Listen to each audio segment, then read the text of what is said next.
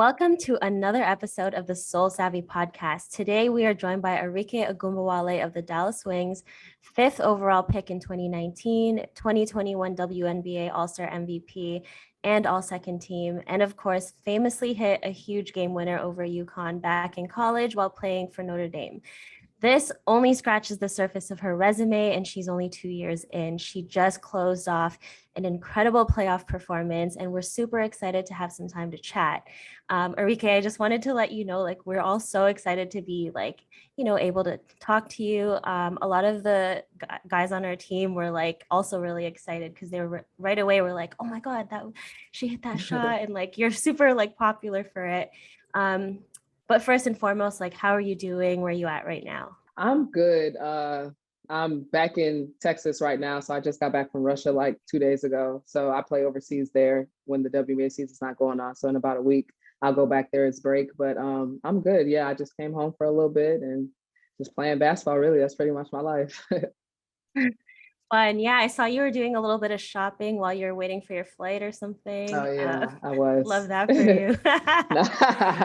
Thank you. What'd you get? I got a over the shoulder Prada bag. Fire. She was really getting me. She's like, it's sold out in a lot of stores in the US. I'm like, you know what? I'm just get it. Gotta get those bits off. And I guess the next question I have to ask, what's on your feet today? I have some flip-flops right now. They say Arike, some custom flip-flops. So pretty comfortable. All right. So we just wrapped season 25 of the WNBA. We saw a lot of energy around the league, and I'd argue this has probably been the biggest year to date in the mainstream. I personally observed a lot more people posting about it. And of course, the numbers don't lie. We saw a huge uptick in viewership this year. Why do you think that is? I think just, social media, that's definitely been really big. And I feel like it's a wave right now of supporting women's sports in general. So I think that a lot of that's going on. And, when people of, I guess, some sort of status like to, support it, that helps, like your peers and the NBA and, other sports showing love. People actually tune in like, oh, wait, maybe, I should see how it is. And I haven't met one person that, after their first time watching a WNBA game, they haven't loved it. And I mean, TV helps too. When you actually put the games on TV, it shows that people will watch. So like you said, the numbers really don't lie. So I think just putting us out there and investing in it, then, the players will do the rest of the work because it's exciting to watch regardless. We just need a better platform, and that's happening. Yeah. And, you mentioned investing in it. And earlier this year, Just Women's Sports announced that you're one of the investors alongside Kevin Durant, Elena Deladon, and other superstars. And it's really cool to see you get involved so early in your career, or in your words, put your money where your mouth is.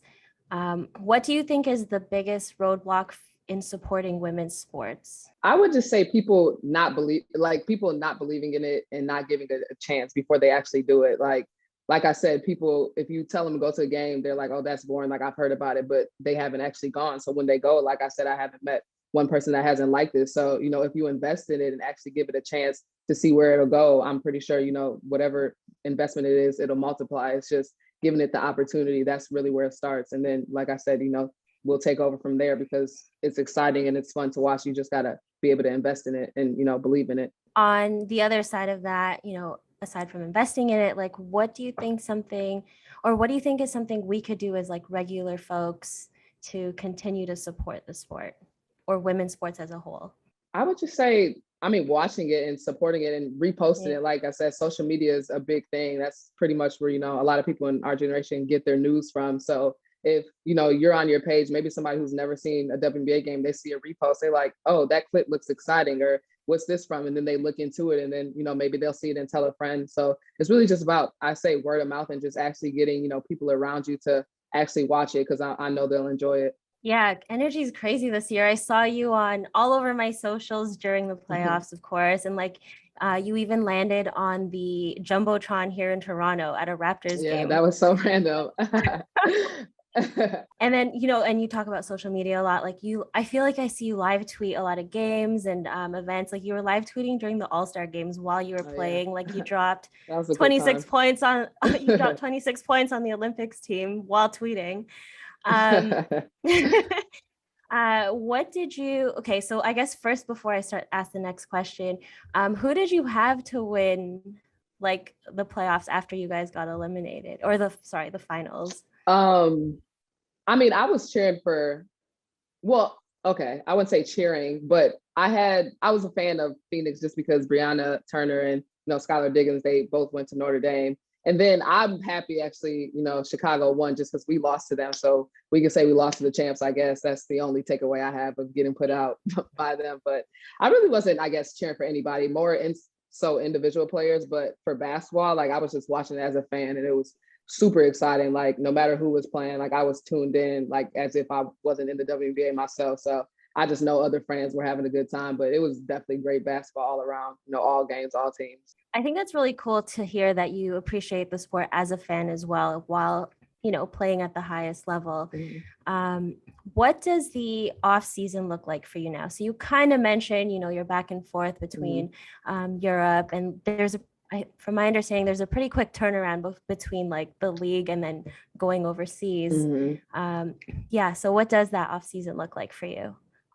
Yeah, I mean, usually standard contracts is they try to say 10 days after your last WNBA game, which is crazy because you really don't get an off season, but the season starts usually like October, and I even got more time and I missed like 5 games and I've got like 2 extra weeks. So that's how like it's just really fast. But so right now I just play overseas. I play in Russia and the Russian league, and then we play in Euro League, which is really fun. Euro League actually, like you get to travel to different countries and play against different teams, and usually there's about 1 to 2 WNBA players on each overseas team, so you may be able to hang out with some friends from back in America. But it's just cool being able to experience different cultures and stuff like that. I played in Turkey like 2 years ago, and then I was in Russia last year, and this is my second year in Russia. But it's fun, going back and forth and just experiencing different things is definitely a good time. And then obviously you can still play basketball. Are you playing, sorry for my ignorance, are you playing in the Russian league and the Euro League simultaneously, or? Yeah, so that's how you usually do. So like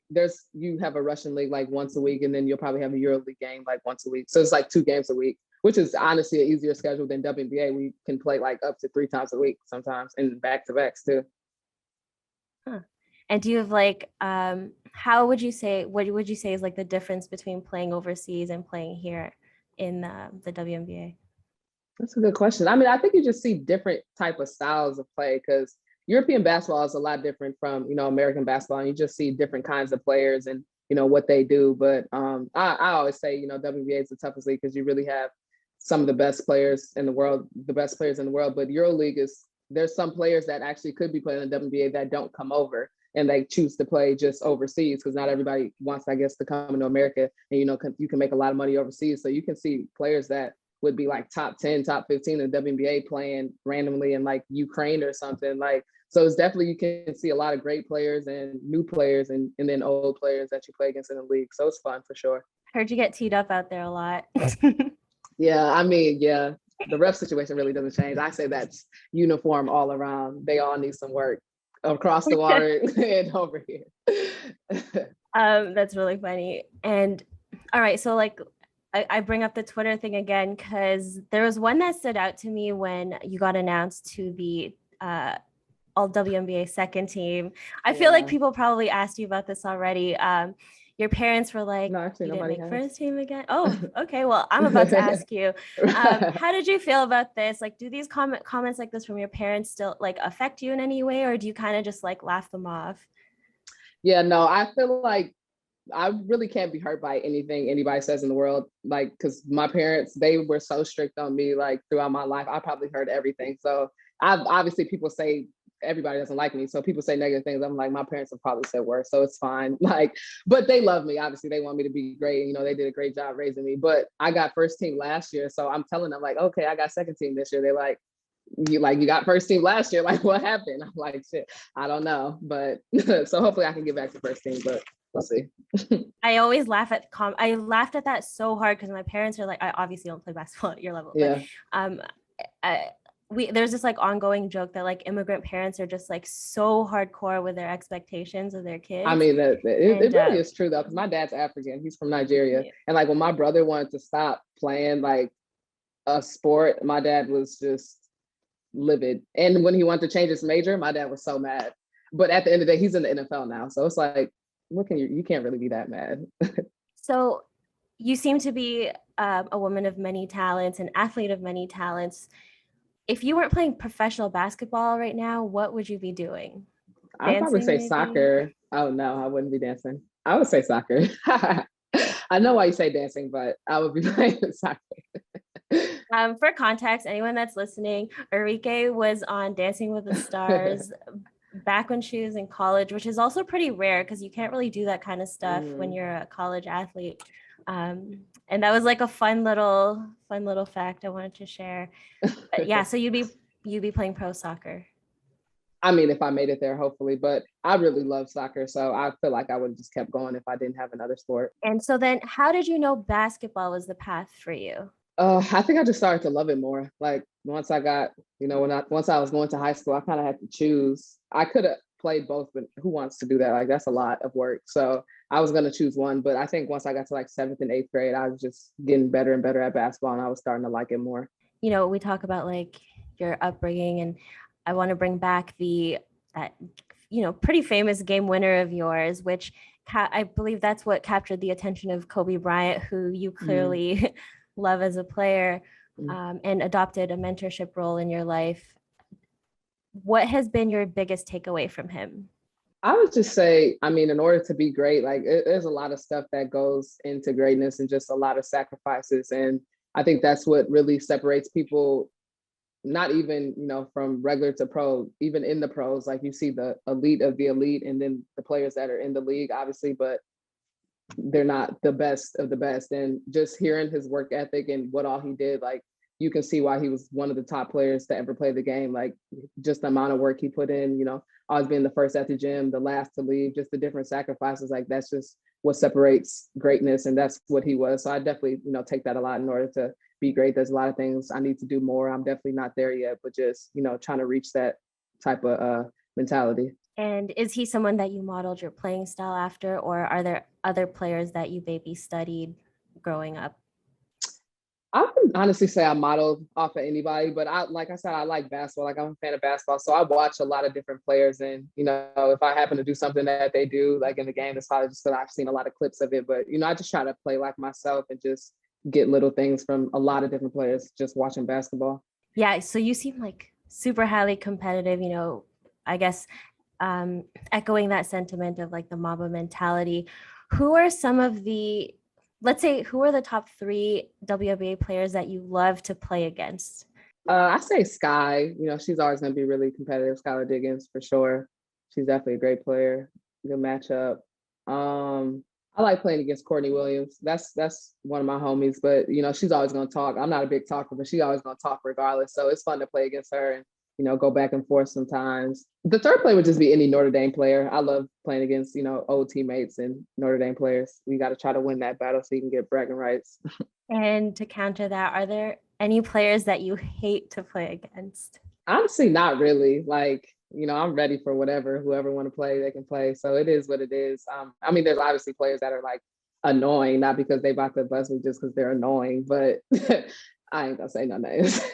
Okay, yeah, we all know what an annoying player is like when you're playing in a game, especially when you're playing like pickup. Do you ever play pickup like, whether in the States or in Europe? Oh yeah, I love pickup. So I play pickup a lot whenever I have a chance. Usually with guys though. And how would you compare? Oh my gosh, this must be a pet peeve for you. Men who think they could play against pro WNBA players. Um, find like a general, like, first of all, do they recognize you, or do you find like a general attitude once you step onto the court?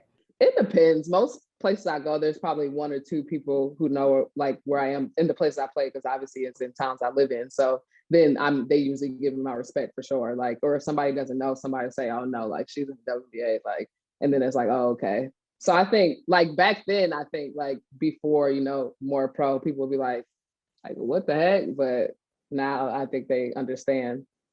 I also think people don't recognize, and I don't know if does this affect you, but like you have to switch balls, right, to play men's and women's. Yeah. I think that a lot of men underestimate like how that impacts, or does it impact at all? Yeah, for sure. I try to stay away from shooting when I have a men's ball, because it's a bigger ball. Like it's obviously that's not what I work out with all the time, but it's funny bodying the guys to get a layup. That's fun. So I usually just try to work on my drives whenever. I usually take it more easy when I play with guys because they play too, like they'll end up hurting you doing too much. But yeah, so I usually just work on different things, not shooting because that would just mess my shot up. That's cute. Not messing your shot up, spotting the guys. Yeah, because like it's I find that it's a little bit harder to find more women's pickup runs as well. So that's definitely a challenge. Now back to sneakers, because we've seen your sneaker closet. You're a pretty big sneakerhead. Are there any players that you think you could go head to head with in a sneaker battle?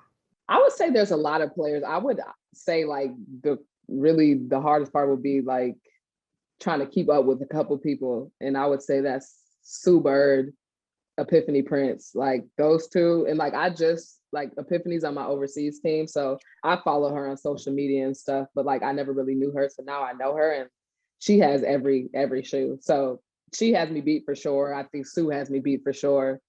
And other than that, like I think I got a lot of people beating the league, but those two, they're almost untouchable. I would have a ways to go. Plus, they're like 30 something, and like maybe when I get to that age, I can say that, but I'm surely not there yet. Yeah, I mean, Sue is like 20 years deep with Nike, I think. Yeah, like no, that. yeah.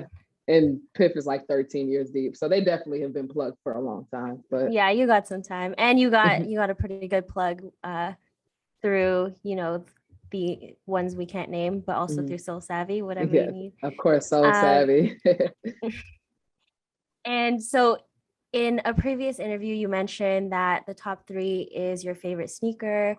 Do you chase sneakers? Like, do you have an approach to collecting them? We kind of talked about the types of sneakers you're into these days, but are you like a big collector? I wouldn't say I'm a collector. Like anytime I'm trying to get a shoe, it's like because I think it'll go good with the outfit. Like if something I might have or something I want to get. I don't think I've ever bought shoes where like these are, an iconic pair. Like I have to get these. No, I wear my shoes like to wear it to go out or go somewhere. Like that's definitely what I look forward to. So I know I have a couple like some kicks that are definitely like grails of people, but I'm about to wear all of my shoes. So what is like I guess, and I know this is going to vary, but what is like the sneaker you might be most proud of, or like the best sneaker you got gifted? I just got the UNC Off-White Dunks from Red Bulls. They're a partner of mine and they got it for me as a, end of the year gift. So that's definitely that's tough. And then I have the Grinches, so those are definitely, pretty exclusive, but those two are probably the top for sure. Can we see can you show us your shoes? Which one you want to see? The UNC? Yeah, show us your UNCs. It would have been bad if I was lying, right?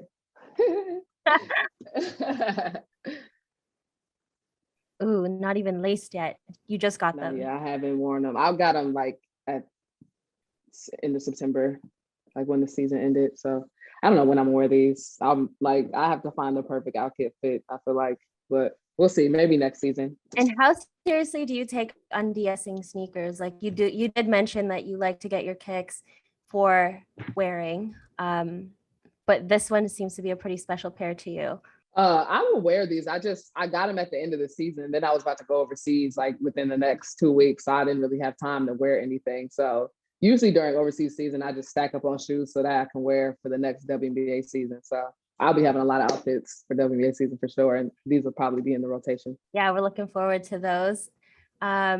We also like legendary moment for us, like seeing you wear SS2s in the tunnel. That was yes high key fun. No, I love those shoes. I got a lot of compliments on those. Oh yeah? Yeah. I have mine on display. I'm like not ready to wear them yet. And I saw you and really? I was like, yeah. You should wear them. What you waiting on? It's fall too. The perfect fall shoe. Yeah, maybe that's all I need. And so when you approach like your outfits, your style, like how seriously do you take the tunnel or like your game day fit? Yeah, I would say game day fit. I like whenever I feel like I look good, like I just feel a lot more confident. Like I have a lot of confidence, but like it just makes you feel good walking into, you about to play a game and you look, you got a nice fit on. So I can have a nice fit on, I feel like with sweats too. Like I just like to be comfortable. So whatever is comfortable that day, that's going to be the winning fit for me. Hey, I mean, it says a lot to be able to pull off a good fit and like in sweats, and like actually make it look effortless. And put together. Wanted to ask you about your jerseys in the back. You have a bunch on display. We got 2 Kobe ones I'm seeing. And then McDonald's All-American and the USA and Notre Dame. Do you want to talk about your Kobe jerseys? That looks autographed. Yeah. Oh, that one looks little too. That one's for my dog, Kobe. He signed a dog jersey for me. And then that one's, I guess, for the big people, me. And he signed it as well. He said 2 Arike, Dream Epic. And then on this one, he said 2 Kobe, Bark with Force. He said he's never signed a dog jersey. So I like to say I'm the only person in the world with the dog jersey signed by Kobe. And your dog can't wear it now? No, he wore it when I first got it, because I got it on the Ellen show. Like, he gifted that to me on the Ellen show. So when I first got it, I took a picture with my dog in it. Actually, he hasn't worn it in a while. He probably has grown out of it because he was young, but I should try to put him on it. He's probably way too big for it, but we'll see. It's in the case, so it's too late now. Too late. It's way too late for Kobe. I also had a dog named Kobe, but I feel like anyone who likes Kobe names their pet. Yeah, facts. I know a lot of people with a dog named Kobe. And what kind of dog do you have? A golden doodle. A golden doodle. And is Kobe around? No, he's not here. He's back in Milwaukee. You were born and raised in Milwaukee. I don't know very much about Milwaukee aside from like a couple friends who have lived there and played there before. What is the basketball scene like? It's actually pretty good. It's low key. Like, I feel like a lot of people don't know there's a lot of good hoopers in Milwaukee, but it's definitely some hoopers there. Like Jordan Poole, he's killing it for Warriors right now. He's from Milwaukee. And then Looney, actually, he's on the Warriors too. They're both from Milwaukee. Tyler Hero's from right by Milwaukee. He claims Milwaukee, but he's kind of from the outside, but he's from right there. So we have a lot of hoopers from that area for sure. And what was the energy like after the Bucks won? Were you in the city? Oh no, I wish, but yeah, it was crazy. Just seeing everybody from back home Snapchats, and just like they had the, outside of the arena, like it was packed. Even when I came to Milwaukee like 2 weeks kind of after the championship, like the streets were still kind of packed at nights because people just been going out since then. But yeah, just seeing all the videos, like it was so crazy. Yeah. So I'm from Toronto. And so when we beat the Bucks, it was like madness in the city. Oh. And now that I've felt that feeling, I just get so excited for other cities. Yeah, no. What can we look forward to from Arike for next season? What are you working on right now? Is this a secret? No, it's not a secret. Just, I don't know. Really, who knows? I don't even know what to look forward to for Arike next year. I'm such a day-to-day type person. Maybe I'll sit on that before and make some New Year's resolutions or something. But I guess we're all in for a surprise. Who knows? Are there any skills that like you took away from the season that you wanted to sharpen, or anything? Yeah, really? Everything really. Shooting, dribbling. I try to work on everything with my game for sure. So I would say quick shots, not off the dribble, because I like to get my shots a lot with the dribble. So just, shooting quick without having to take a dribble or something. That's definitely something I want to work on. Okay, so we'll wrap with one last very important question. What is your favorite sneaker ever? I don't know. I would say right now would be the Pandas, because they just go with everything. I feel like I wear them like they're tennis shoes now. I love them. So they're definitely, I think, my top right now for sure. I have those, and I have yet to. I don't know why I can't find a fit that makes sense. Which they I know doesn't go with everything, so I'm confused. Why right? I know in theory it should, but I don't know. I feel like I wanted those for so long, and there's so much pressure to figure them out. I wear those are my airport shoes. They're for everything. You can wear them literally with anything. All right, I'm doing something wrong. I feel like I forgot. I'm gonna check your Instagram for some outfit inspo. All right. Thank you so much for spending time with us. Just a reminder to help continue to support women's sports. Same thing we're trying to work on with SoleSavy Women's. We're trying to build a safe, inclusive space for women who love sneakers. And the only way we could do that is to continue to support the people in that space. And, we'll do the rest. Any last words? Thanks you guys for the support. And I'm looking forward to everything we got coming. Thanks so much. We'll see you all in the next podcast, and hopefully we can catch you in a live WNBA game soon. For sure. Appreciate it.